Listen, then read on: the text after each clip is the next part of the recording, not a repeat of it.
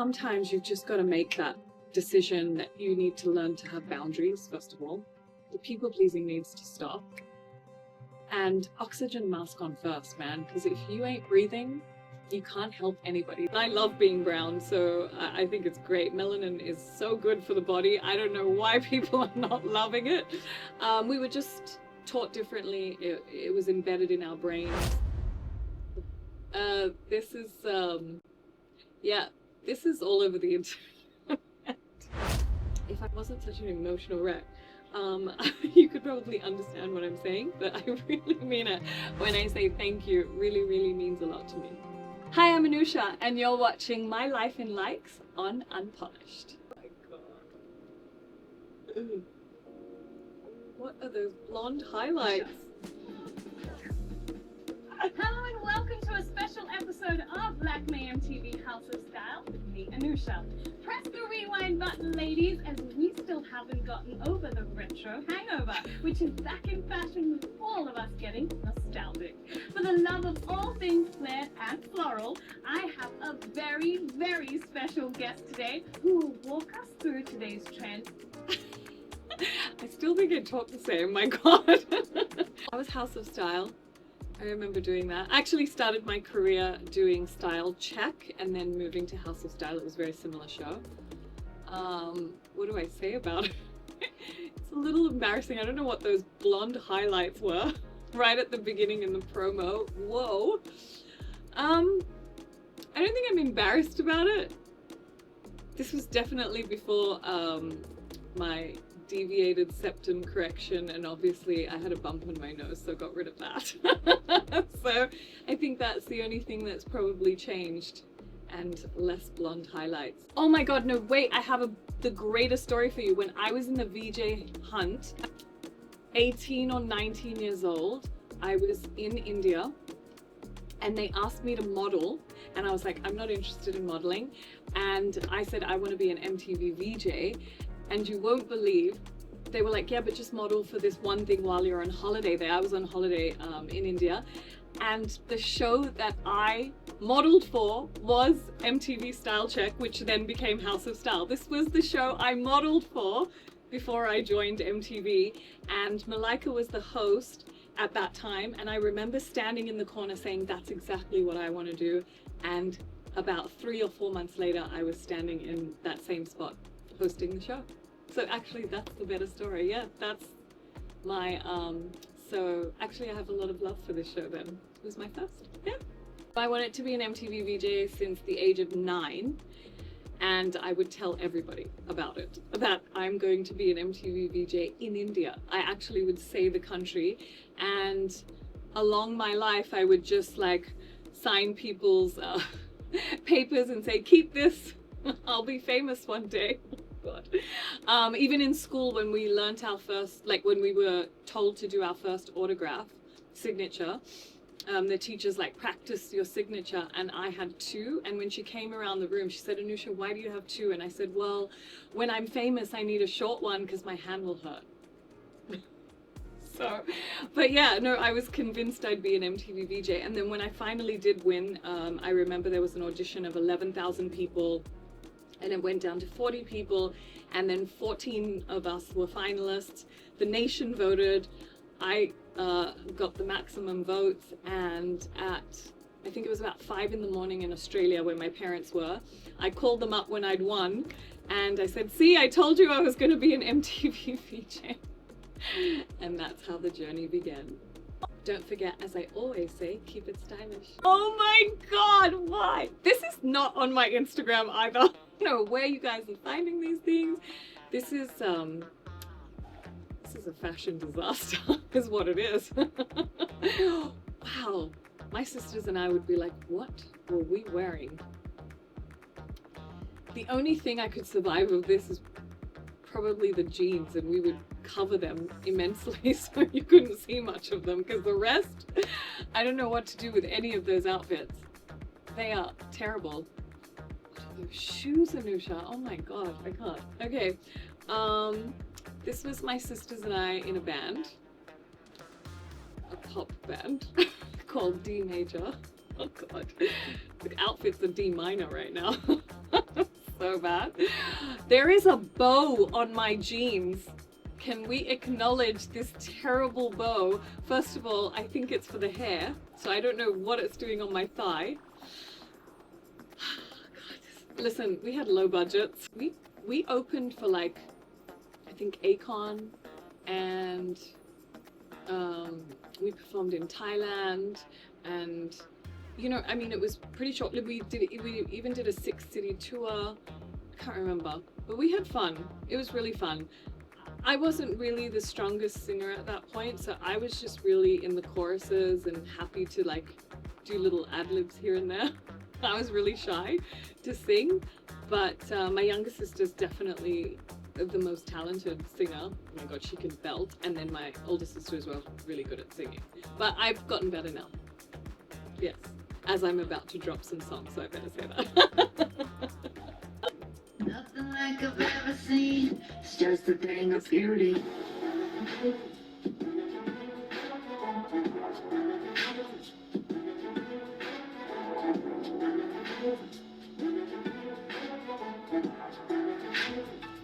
It's just a thing of beauty. I was 6 in the morning, I just want to tell you all. 6 or 7 in the morning in Dubai. That's really quite, it's not emotional, but it's really a big moment in the way I wanted to change the beauty narrative in India. So I had just actually, this was probably 2022 if I'm not wrong, or 21, I don't know. But it is on my Instagram. This was on my Instagram, guys. And I had long COVID for 1 year. So I had put on a lot of weight. And I'm not a person who puts on weight. So it was the steroid medicine, I remember. And it was just, yeah, it had changed my body. No one could really tell. I could. I'd put on 9 kilos and it was just very different for me, who's not used to it. Anyway, and I had just started Brown Skin Beauty, probably 6 months into it or whatever. And the beauty narrative in India is very one-directional. It's all about fair skin, unfortunately. And I really wanted to embrace the brown because, funnily enough, our whole country is brown. So somebody had to embrace it. And I love being brown, so I think it's great. Melanin is so good for the body. I don't know why people are not loving it. We were just taught differently. It was embedded in our brains. You know, there's a lot of different narratives in the beauty industry that were brainwashing us to believe that the alternative was better. So anyway, during lockdown, I had thought of this brand and I named it Brown Skin Beauty because brown and beauty were never in the same sentence. As brown women, we're never told we're beautiful in India, which is so crazy because everywhere else in the world, they're like lying in the sun trying to get our color. And everyone thinks they look like they're glowing with that color. And on MTV, I did so many shows like India's Next Top Model, Supermodel of the Year, where girls would tell me horror stories about having a darker shade of brown and being bullied in society, in their families, in school, in college, suicide attempts. It would break me because I grew up in Australia and sure I was the brown girl, but I don't know, I didn't ever feel different. I just felt like I was really proud of who I was. But saying that, when I moved to India, I thought, oh, I'm with my people now. I'm at home. And then I realized there's so much conflict amongst ourselves, like each other. And that didn't make any sense to me at all. How can there be racism in my own country amongst each other? So that was really confusing. Then seeing all these girls stand in front of me telling me their real stories, that's when I thought, okay, I've got to make this company called Brown Skin Beauty. And coming back to this video, the next line, I called it, so everything, the tagline was, whatever you're brown, it's beautiful. And then I decided to kind of switch the beautiful to sexy or strong or whatever, you know? So this line was, whatever you're brown, it's sexy. And Indian women don't hear that word a lot. Like, it's not something that we're even really I don't know if we're not allowed to embrace it. We've never been told we can, you know? And so it was really frightening. Anyway, so I also started filter-free culture, and I used to have a hashtag with the Brown Skin Beauty saying filter-free. So every picture I put up for the campaign, videos, whatever, there was no filter, no makeup, no nothing. Like, I would not put a drop of anything on my face except the creams that I had in the range. So this was 6 or 7 in the morning. I just put on the Brown Skin Beauty cream and the serum and my sunscreen, and I walked out and you know, just kind of ruffled my hair, and I shot the video. And then I shot some photos, and that one of the photos from that very shoot made it to a magazine cover, and there was no makeup. And the one rule we gave the magazine is you can't edit this picture. Whatever it is, it is. So I wasn't the most comfortable in my body at that point, but I wore the bikini, I did it, and I said, listen, if I'm going to be the face of a brand that I really believe in, then I have to do it too. And I did, and it was really, really liberating. Also, I'm going to bring Brown Skin Beauty back this year, so it's even more meaningful to me now. So yay! Oh my god, this photo went a bit viral. This is my goddaughter Sahara. She is the cutest thing on this planet Earth. But let me just reiterate that, my goddaughter, not my daughter. Although I did have a caption that confused many.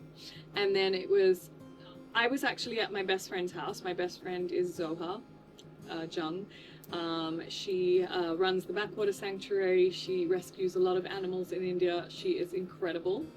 And then she had her daughter and asked me to be the godmother, which best thing ever. Always wanted a daughter without all the hard work, so I get to be the cool person who just brings the gifts. Anyway, so I happened to be at her house at this point, and she took all these pictures. And then when I was leaving her house, I posted it saying, you know, I can't even remember what the caption was, and my phone died, and I was on my way to the airport. And then when I got to the airport, I put the charger on, and my phone was just ping, ping, ping, ping. I'm like, what has happened? I don't understand what is going on. They picked up the story, and they thought I had a baby. They thought I had a baby, and they were confused whether it was a surrogate baby or I'd hidden in a bump, or I don't know what everyone was thinking, but I was just like, what is going on? And I had celebrities writing in the comments, congratulations, this is so amazing. And I'm like, what is going on? I don't know what is happening. And my best friend calls me, she's like, so everyone thinks this is your baby. Oh my god, sorry. Yeah, and I was all over the news for like 3 days, and then I had to like try and clarify it, but you know, people still ask me, why don't you post about your baby? I've tried to keep like saying my goddaughter, but yeah, people out there still think I have a baby. I actually had someone come up to me at the airport saying, how's your daughter? I'm like, I don't know. I should just play along at this point.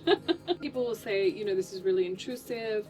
You know, people are coming up in your personal space, talking about motherhood and like your personal life and stuff. But then the clapback will be, well, then why did you post it? And that's fair enough.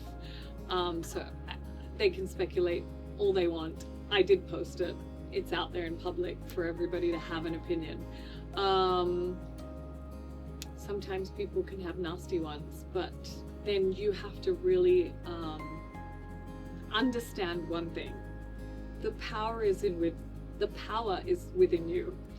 You don't know these people, and I have allowed myself to give them so much power sometimes by letting them affect me. But now it's just funny. It's like everyone's gonna have an opinion, whether you try to stop it or not, whether you're a saint or a villain. In their eyes, everyone's going to have an opinion. The most important opinion is, what do you think of yourself? Really, truly, I mean that from the bottom of my heart. And I struggled with that a lot, because when you let other people's opinions get into your brain, you start questioning everything that you do every day.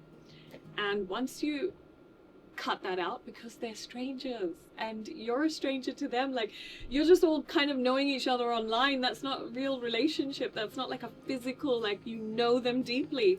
So you've got to just take it surface level, even the good stuff, you've just got to say, oh my god, that's really kind, and move on. Don't drown in it, because that can alter your brain, and so can the negative, both of them. So just stay zen about it and be like, oh my god, that's just great.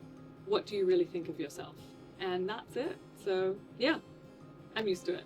What did I say? Oh yeah, this really went viral too. Okay. I also do share a lot of my life. But I do it in the sense of like, I'm just gonna say it. Sometimes I get myself into trouble, and sometimes, you know, you can bring awareness. This was a lump that was growing in my ovary, and it was expanding, and so we had to take it out because it could possibly burst, and then that would have been a whole different situation, that I'd probably have to take out an ovary or something like that.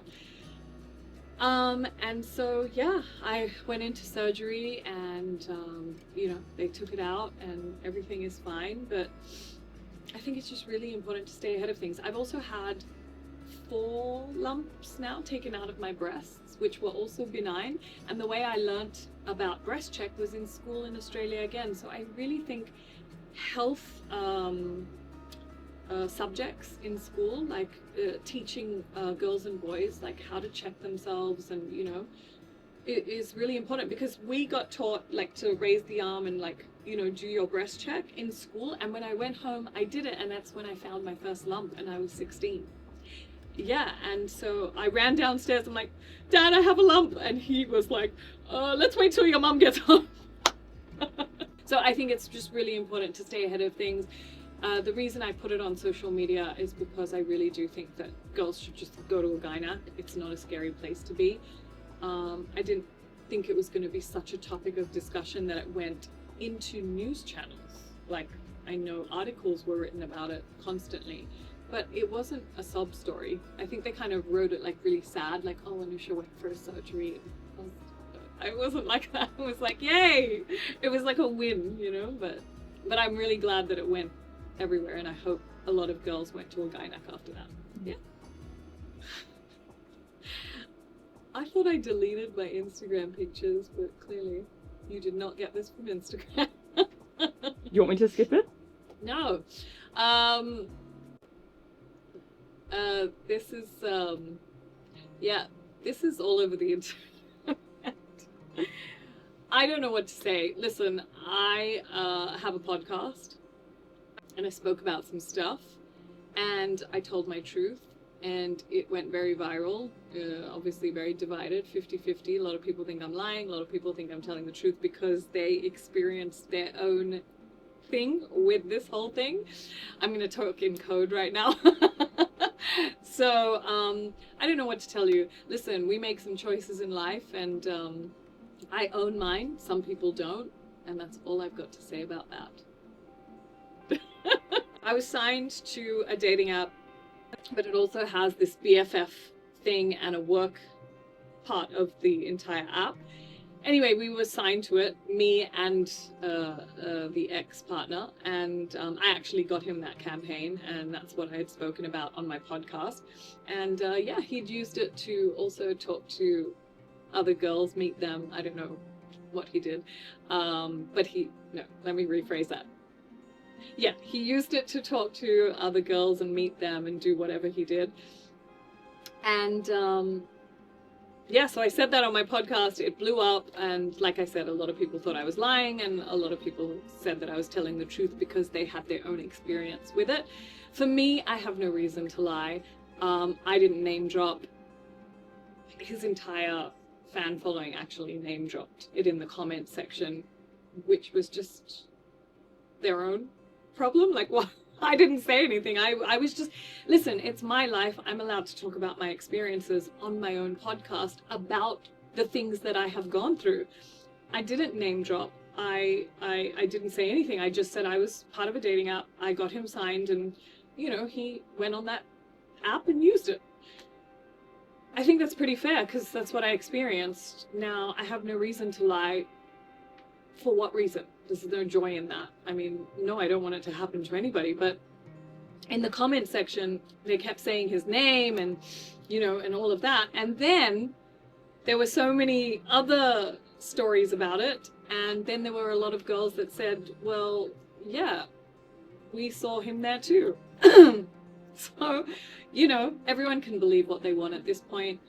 It's my podcast. I'm allowed to talk about my life and my real experiences. The thing is, I will take accountability on the things that I do and about my life. So I am always going to be honest about my own very experience. What they do is their problem, and if they want to continue telling their version, so be it. So be it.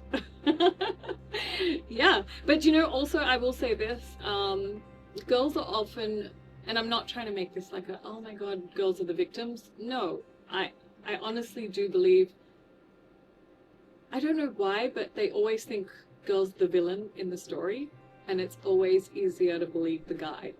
And sometimes narcissists are celebrated, and we get a lot of pushback. I don't even want to fight the fight anymore. Everyone can think what they want to. I'm just talking about my own story. And hopefully it may help a bunch of other girls, you know, get better in relationships with themselves so they don't date like that. That's all I'm trying to say. But everyone thinks I'm doing it for like, well, not everyone. Half of the audience thinks I'm doing it for attention, or like, I'm trying to play victim. Get over it. It's been so many years.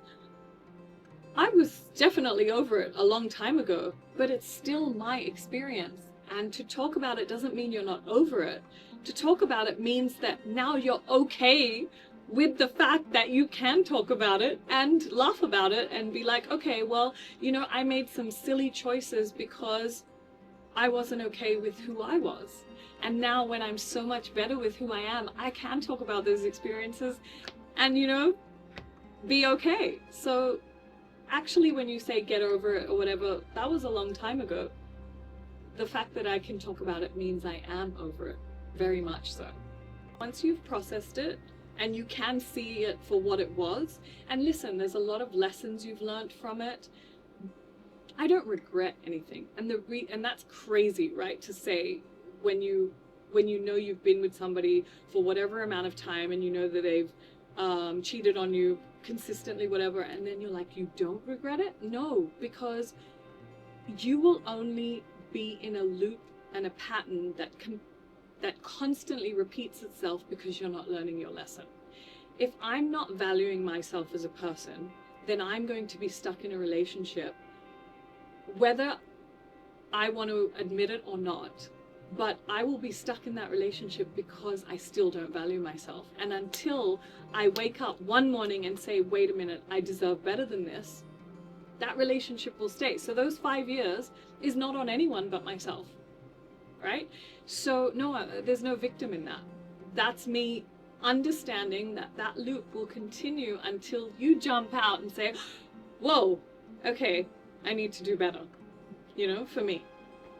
And then when you date again, and if you're caught in another loop with another guy, that means you still don't value yourself. You just got out of maybe a worse one, but that doesn't mean you're in a much better place. You're still in that loop, so you're repeating it with another person until you completely realize that no, this is not what you need. So I have decided I am staying single until I know what I deserve.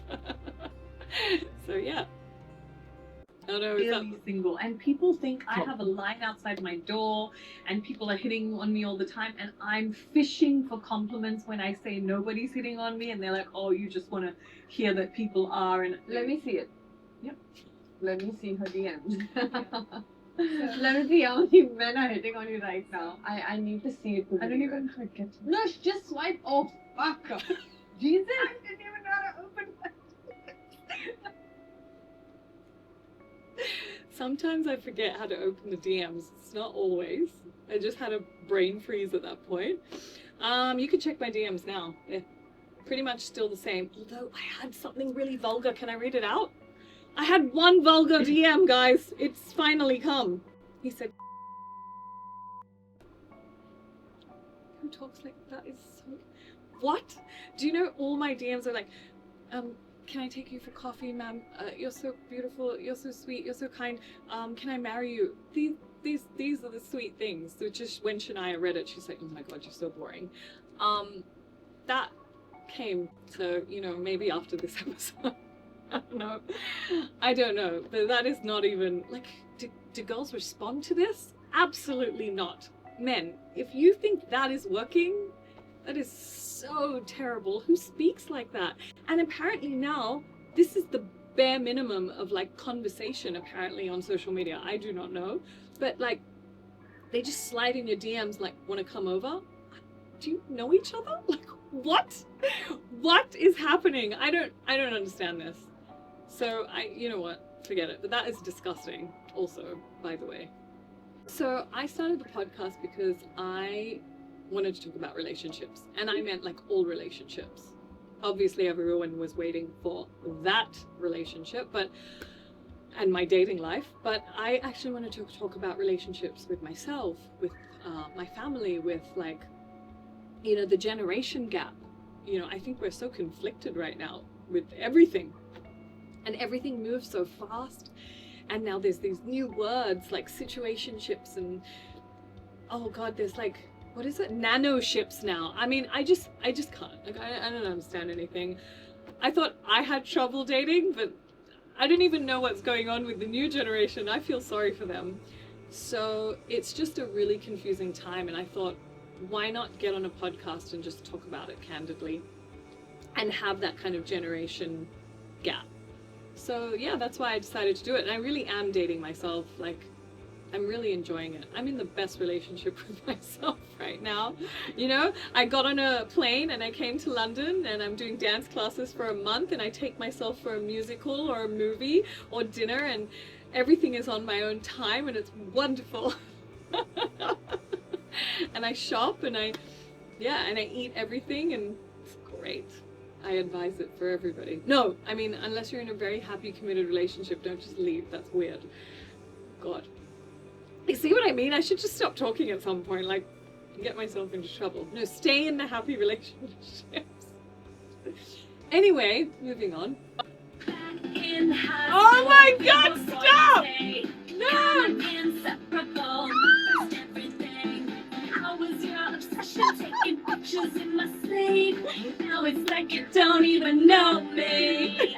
Cause your new girlfriend is making all the rules, making all the rules, making all the rules. My sisters appeared in that video, very like, they were part of that. It was really funny. Okay, so you dug that up, huh? Thanks for that. If I try to drop a song now. Okay, that was a while ago. I was recording some songs in America. God. And, oh my God, I don't even know if, I mean, I'm just gonna say it. Anyway, this was written about my high school sweetheart. I'm not naming him, because I don't name names. So, and you won't even be able to find him. There is nothing on the internet. Anyway, and so I am always friends with my exes, except probably one. And I have no problem like being friends with. I believe if you're an ex, it's for a reason. If you wanted to get back together or be together, you would have. Your exes because you, unless of course it was unhealthy. But otherwise, if you've just broken up and you know it didn't work out, I like to be friends with all of them. So I was with him, and then, you know, every time he got a girlfriend, he wasn't allowed to talk to me, which sucked, but I respected. And then I wrote a song about it because it started annoying me. And so, yeah, I decided to say I'm better than your ex, better than your next girlfriend, because every time he had one, he would just stop talking to me. And you know, this whole story is our life. Back in high school, we were royalty, we were prom king and queen. Yeah, and then guess your new girlfriend is making all the rules. And we can't be friends. It was so unlike you. See? So, you know, all of it was real. It was a true story. And it was a reenactment of that story in a really cheesy music video. Yeah, so, and I remember when the writer was writing it, I was telling her the story and she was putting it into a song. Sorry, when she was writing it, she was putting it into a song, and it was really, really cool. And so, yeah, I just made the video exactly what my life was like when I was 17. I don't know that he's ever watched this video. So. I hope he doesn't, because he'll know it's about him. I know one of my friends that is in common with him and me has watched it and has laughed for like half an hour. It's great. It's great. Now for my wish list. I have 5 in my wish list, and I think it's super important to have a wish list because it gives you that drive and determination, and it makes you really focus. What's the wish to list? do something for yourself. The first one is ballet.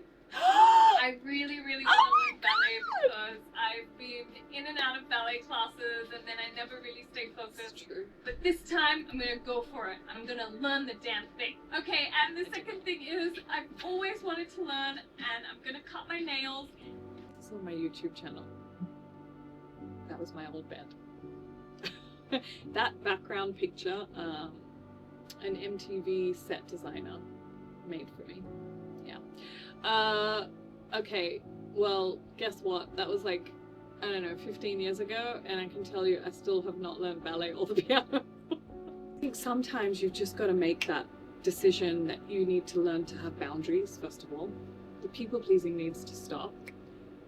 And oxygen mask on first, man, because if you ain't breathing, you can't help anybody. The plain instructions, safety instructions are correct, but they are also very symbolic for your life. If you don't have your oxygen mask on first, you can't help anybody. The problem with people like me, I try to help everybody because I'm a people pleaser. I don't know, Mother Teresa complex. I don't know what it is. And then by the time I'm home, I'm like this. I'm like, oh, I don't have any energy, and then I just want to sit. So instead, why don't I just, you know, help myself first? And that's the 2025 leading into 2026 is what I decided to do. So I don't make lists anymore because clearly I don't know how long it's going to take. But instead of just kind of writing it down and saying it, it's time to just do it. I don't know. Some people can find that super annoying. Some people can find it endearing. The one thing that I think has changed is I don't care anymore. And I love that for me. Yeah. I don't care. I want to just love me. I want to love what I do. I'm so blessed that I get to do it every single day. I love that I get to wake up and go to a job that I want to be at, you know, and it's different every day. I'm doing theater now, so I'm doing a play. I just did a web series and I got to be an action hero, which was so much fun, by the way. Kicking ass is amazing. Physically. But don't do it on the streets and stuff, please. God. I also got to get up, book a ticket to London and dance for a month. I got to, you know, just do things that, I don't know, make a brand. I don't know, just so many things that you just wake up and you get to do. So why do you want to care about what anyone else thinks? And like I go back to what I had said earlier, it's really important what you think about yourself. And I think I got there this year. This year means like 2025, not like in one day in 2026. And I think 2026 for me is the year of stepping into my own. The trollers, the voices, the negative narrative in your head, all of that is just really loud noise. And if you can silence it, you're gonna have the best year of your life. And enjoy it. Do it. Go for it. Embrace it. Be brave. I don't know. And just, I think there are always two options, right? Every day in your journey. It can go this way or that way. This is the positive way and this is the negative way. And guess what? It's always our choice. So which lane do you want to choose? So if I look back in the last 20 years of my career, 20 years, I think it's 22 actually, the one thing that I'll see that's actually very similar is that my energy hasn't changed. Actually, this is what I'd like to say to my followers and the ones that have supported me throughout my journey, because it's been long, and the fact that you're still here is huge to me, by the way. But this is what I want to say, and I think it's something that is so beautiful and it means a lot to me, and I can't even tell you how much and how deeply. So sometimes when I'm walking in an airport or down the street, actually it happened the other day in London as well, just outside Selfridges. Anywhere I go in the world, mostly in India, and it will be, the majority is girls, which is, by the way, the most huge compliment is when girls compliment girls. And I have a really strong, so on Instagram they check your algorithm, right? And apparently mine is 50-50, which is also huge for me to know that 50% of my following is female. That is such a compliment, such a compliment. No diss to the boys, huh? Like, I'm happy you're there too. But this is what I wanted to say. When I'm walking anywhere, when you girls come up to me, the 3 words that I hear the most is that you love me, I inspire you, and I've changed your life. You cannot understand how heavily wonderful that feels for me. But also, you always ask me for a hug, and I don't know why, but I feel really emotional when they say that. Thank you. That's really, really kind that you want a hug. So, yeah. I don't know why I got emotional. It was really sweet. Just the other day I was walking out of Selfridges and a girl said she grew up watching me, and that I changed her life, and that she said, "Can I hug you?" I said, "Of course." So yeah, it means a lot. I don't know why I always cry. It's the Cancer moon in me, guys.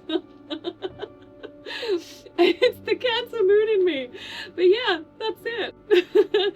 So thank you for the love. Honestly, if I wasn't such an emotional wreck, you could probably understand what I'm saying, but I really mean it when I say thank you. It really, really means a lot to me. I'm Anusha, and this was my life in likes, and that's a wrap. Woo! Woo! Fantastic.